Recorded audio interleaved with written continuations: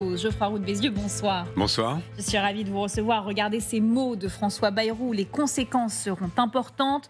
La politique de Trump peut nous coûter plus de 0,5% de PIB. Quand on voit que même Éric Lombard, le ministre de l'économie, dit qu'on va devoir revoir nos prévisions de croissance, est-ce que nous sommes fatalistes selon vous ?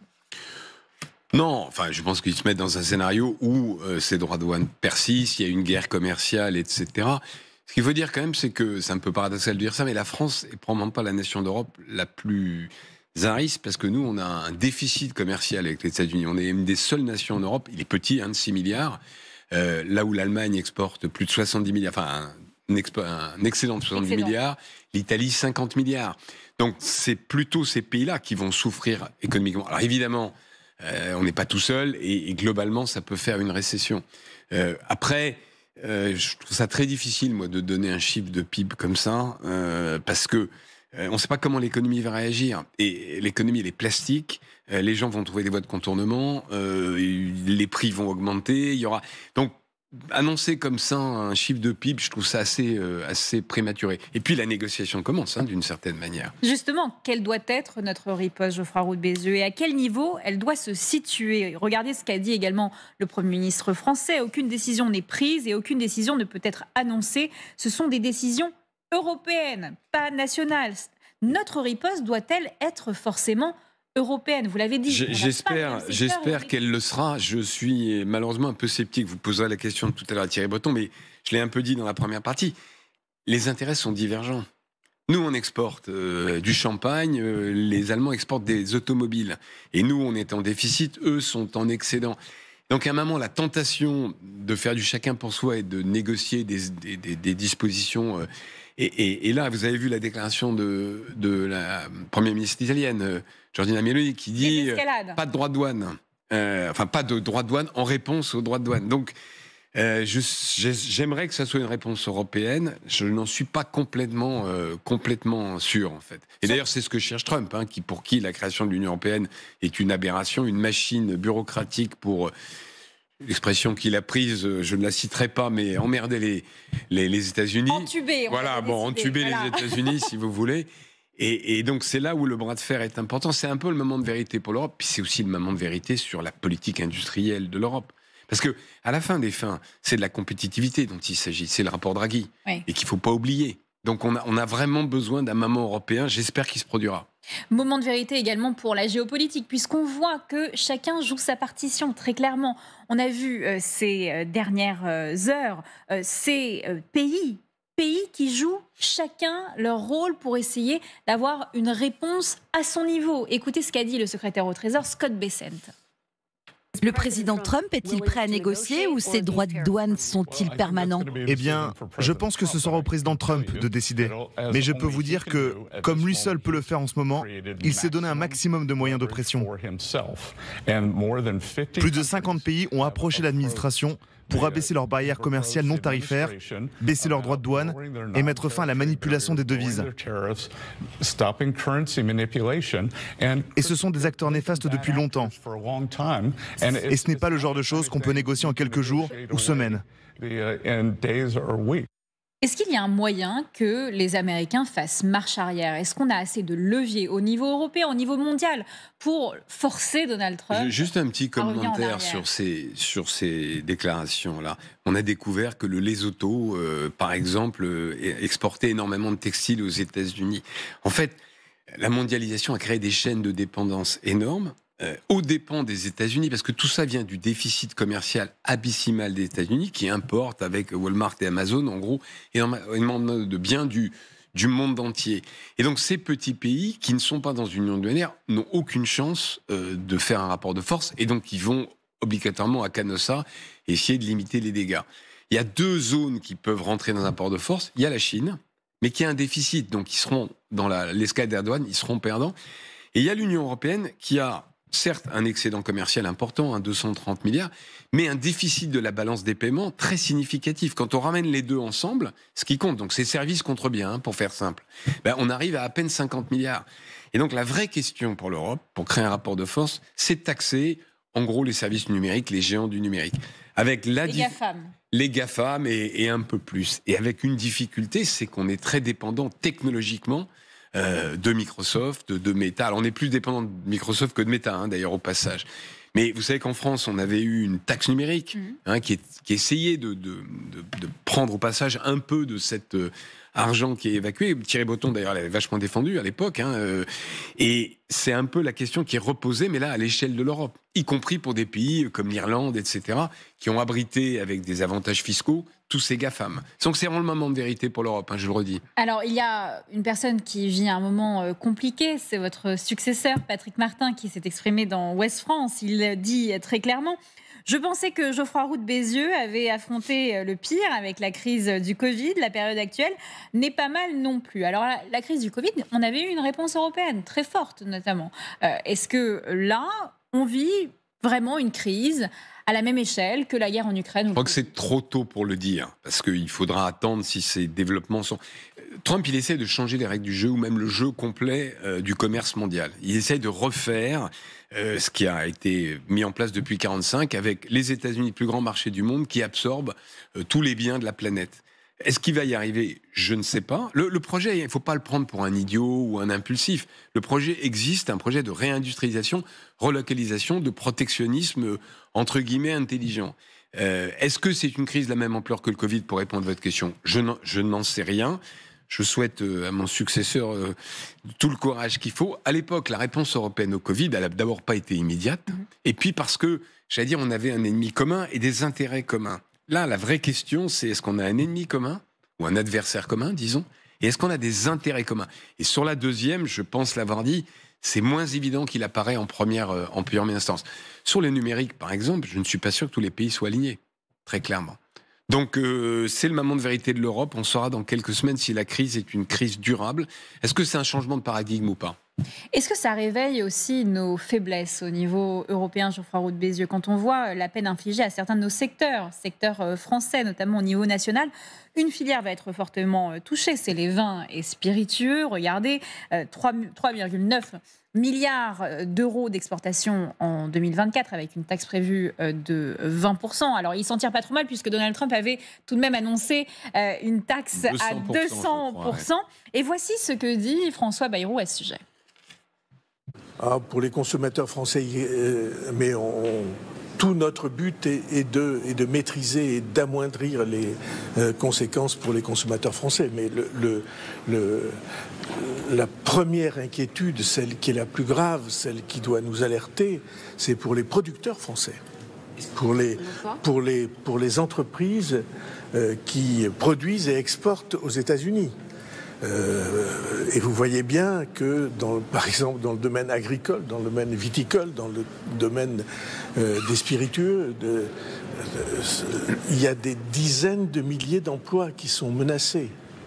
Alors les optimistes disent, il va y avoir une confrontation et puis après ça va se lever rapidement. Immense menace pour notre pays. Parce que ce que Donald Trump essaie de faire tout de même, c'est de pousser à une préférence nationale, il faut le dire. Oui, très clairement... C'est un cas un peu particulier, parce que l'alternative au cognac ou au champagne n'est pas tout à fait équivalente. On va dire que ça n'a pas le même goût. Voilà, exactement. Quand vous fabriquez, je ne sais pas quoi, des chaises de jardin, je voyais tout à l'heure une publicité sur vos antennes pour Leclerc qui vend des chaises de jardin à 17 €, certainement fabriquées dans un pays à très bas coût. Là, il peut y avoir des alternatives plus chères. Donc, le sujet, je pense, pour la filière, mais pour d'autres, c'est d'aller trouver d'autres débouchés. Vous savez, on a bloqué le traité du Mercosur. Je pense qu'on a eu tort. D'ailleurs, de manière un peu paradoxale, on s'aperçoit quand même brusquement, collectivement, dans tous les rayons de la politique française, des bienfaits du libéralisme et du libre-échange. Brusquement, on se dit, finalement, c'était pas si mal. Il y a peut-être eu des excès, mais au total, quand on change complètement les règles du jeu et qu'on met fin au libre-échange mondial, on voit l'ensemble de l'échiquier politique se dire « Ouh là là, mais qu'est-ce qui se passe ? Qu'est-ce qui se passe ?» Que faire, Geoffroy Roux de Bézieux, quand on n'est plus vraiment dans la mondialisation heureuse? C'est-à-dire que tous les acteurs ne jouent pas le même jeu. On n'y est plus depuis quelques temps. Que fait-on? Quelle doit être la l'Amérique du réponse? Sud, je prends cet exemple parce que c'est quand même intéressant. L'Amérique du Sud, c'est un grand continent, avec moins de pouvoir d'achat qu'aux États-Unis, qui est prêt à signer un accord de libre-échange avec nous. est-ce que c'est quand même pas le moment de, ailleurs, enlever les droits de douane pour faciliter les échanges, des échanges loyaux, des échanges équilibrés, et d'attendre que Trump soit, prouve que son système ne va pas, ne soit pas élu, enfin, ou termine son mandat plutôt dans 4 ans. C'est-à-dire, l'idée vraiment, c'est de trouver d'autres filières pour nos industries exportatrices. Vous savez ce qu'a dit Elon Musk? Oui, alors... Droit de douane nul entre l'Europe et les États-Unis. Vous vous rapprochez de ça, soudainement? Enfin, moi, je reste favorable au libre-échange, très clairement. Je pense que ça a créé beaucoup de richesses dans le monde depuis 1945. Il y a eu des déséquilibres. Des déséquilibres, c'est quoi, en gros?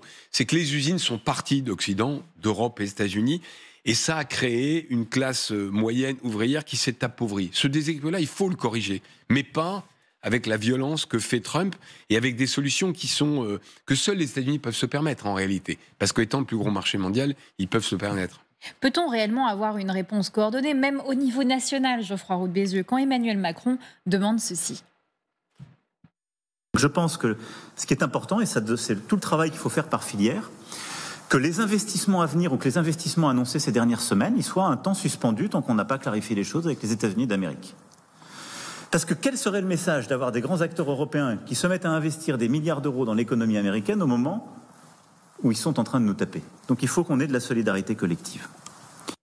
Et quand la réaction après cette fameuse réunion à l'Élysée, c'était ceci: on n'est pas dans une économie administrée. Ce que dit Emmanuel Macron, j'en ai rien à cirer. Ce sont des patrons du CAC 40 qui disent ça, ou tout de même au Figaro.